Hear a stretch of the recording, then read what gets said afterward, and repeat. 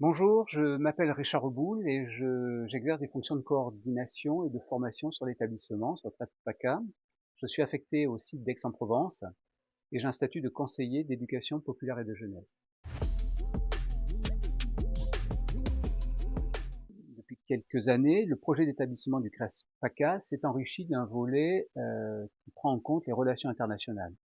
De fait, il y a bien sûr les sportifs et les différents pôles aujourd'hui qui ont une expérience dans le champ international au travers des compétitions auxquelles les différents sportifs et les athlètes des différents pôles participent.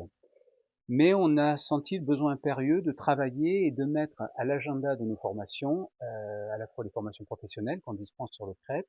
cette thématique.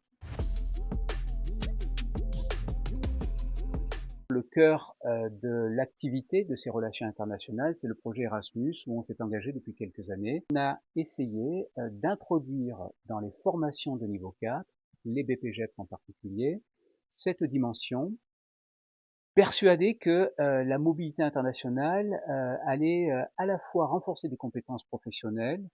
techniques, mais travailler aussi sur une deuxième compétence, ce qu'on appelle les compétences transversales, qui sont celles de comment je me comporte dans un groupe, comment j'écoute, comment je respecte la parole de l'autre, comment je prends en compte l'altérité. Et ça, c'est devenu des éléments extrêmement importants et structurants dans les formations qu'on propose. Les plus récentes, en particulier, qui me viennent à l'esprit, en l'occurrence, il y a eu un groupe de maîtres nageurs piloté par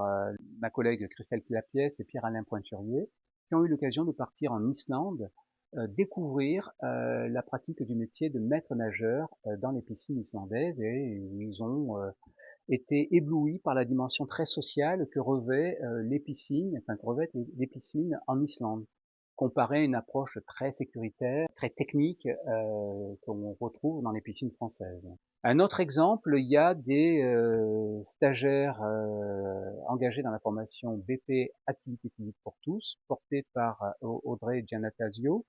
sur le site d'Aix-en-Provence, qui eux ont eu l'occasion de partir en Italie, et plus particulièrement à Milan, pour découvrir le métier bien d'éducateur sportif en lien avec le métier du travail social. Ils ont été amenés à découvrir finalement la pratique de ce métier en dehors de cadres établis que sont les écoles, que sont les EHPAD, que sont les structures sanitaires et sociales avec lesquelles on travaille. Là, ils ont découvert, par exemple, le métier d'animateur dans la rue, c'est-à-dire devoir s'adapter en permanence à la fois aux aléas climatiques et surtout aux populations avec lesquelles on se retrouve sur certains territoires. Ça peut être des Philippins qui jouent au basket, ça peut être des jeunes gens migrants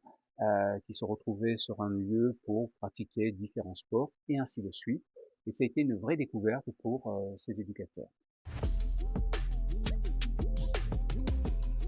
En ce qui concerne Erasmus, c'est de fait continuer à travailler avec nos partenaires et permettre à nos apprenants de vivre cette expérience. Et on envisage de positionner le CREPS dans le domaine de l'enseignement supérieur. Et pour cela, on aimerait que les stagiaires qui sont dans les formations DE rugby, DE animation et la formation DES de directeur de structure et directrice de structure sportive puissent aussi vivre cette expérience à l'international et aller découvrir d'autres pratiques, d'autres cadres de travail